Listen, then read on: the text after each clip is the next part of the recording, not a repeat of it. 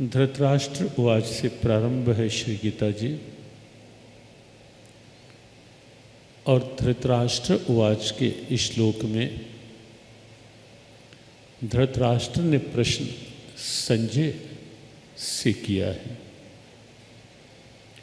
और इसीलिए भगवद गीता में जो दूसरा उवाच आता है वो संजय उवाच है। धृतराष्ट्र उवाच का एक ही श्लोक है, जबकि संजय उवाच के भगवद गीता में 40 श्लोक हैं।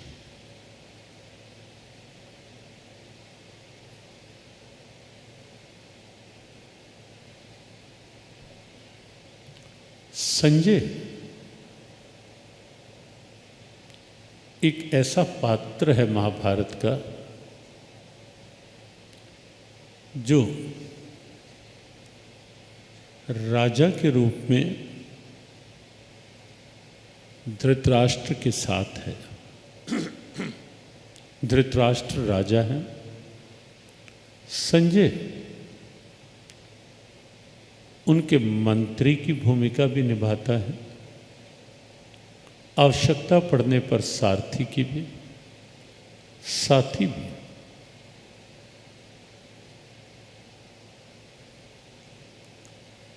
लेकिन राजा के साथ रह करके, और राजा भी ऐसा जो कल स्पष्ट किया था कि धृतराष्ट्र ऐसा राजा है जो पूरी तरह विवेक शून्य है। और जब राजा विवेक शून्य होगा, जब राजा नेतृत्व करने वाला व्यक्ति विवेक से काम नहीं ले रहा होगा, पक्षपात से काम ले रहा होगा, जब कहीं अग्रणी व्यक्ति धृतराष्ट्र राज सिंहासन पर है अभी, ये ना सोच करके कि सिंहासन किस लिए है, क्यों है, सत्ता क्यों है, ये ना सोच करके केवल पुत्र हित, पुत्र मोह और सत्ता मोह के साथ जुड़ करके नेतृत्व करना चाहेगा तो कहीं ना कहीं अंततः महाभारत की स्थिति आएगी ही आएगी। कहीं ना कहीं विद्वेष फूटेंगे ही फूटेंगे।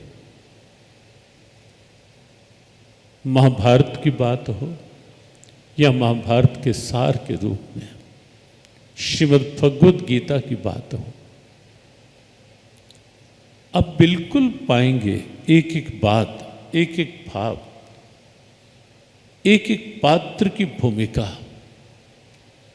आप ध्यान से देखेंगे तो आपको लगेगा कि तब की घटनाएं, तब की स्थितियां और हजारों वर्ष बीत जाने पर भी आज भी कितनी प्रासंगिक हैं, कितनी समीचीन हैं, और कोई ले सके तो कितनी बड़ी प्रेरणाएं हैं, और साथ साथ कितनी महत्वपूर्ण चेतावनियां भी हैं।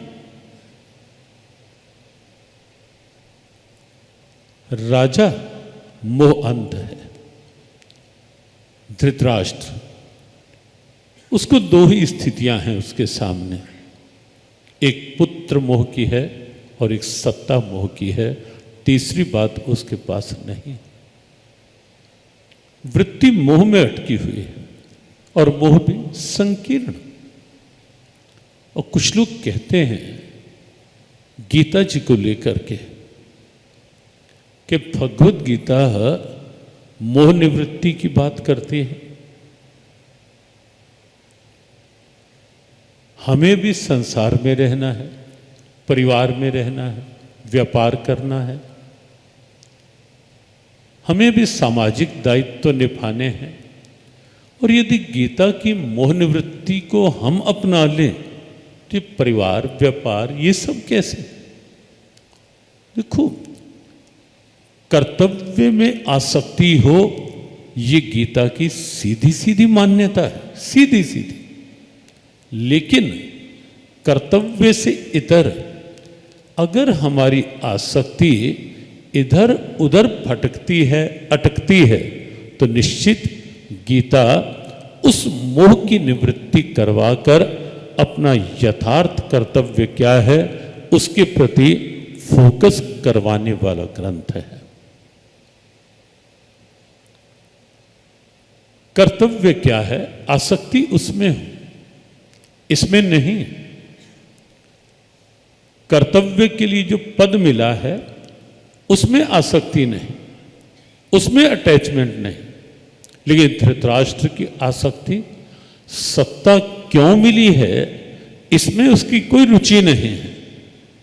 अगर रुचि होती तो आप सोचें, भरी सभा में राजा आसन पर हो और सामने एक अबला रजस्वला द्रौपदी उसका चीरहरण हो रहा हो और राजा केवल अपनी सत्ता के संरक्षण में कुर्सी को और मजबूती से पकड़कर बैठा हो और आवाज ना निकाल रहा हो। ये सत्य है कि धृतराष्ट्र अंधा था, नहीं देख रहा था कि सामने क्या हो रहा है। लेकिन ये भी तो सत्य है ना कि धृतराष्ट्र पहरा नहीं था, द्रौपदी के करुण क्रंदन को सुन रहा था। द्रौपदी के किए हुए प्रश्न धृतराष्ट्र के भी कानों में पड़ रहे थे कि भरी सभा में कोई मेरे प्रश्नों का उत्तर दे। कि द्योत क्रीड़ा में धर्मराज युधिष्ठिर ने पहले स्वयं को हारा या मुझे हारा, यह पहला प्रश्न था। और फिर प्रश्न था कि यदि स्वयं को हारा तो क्या हारे हुए व्यक्ति को किसी दूसरे को दांव पर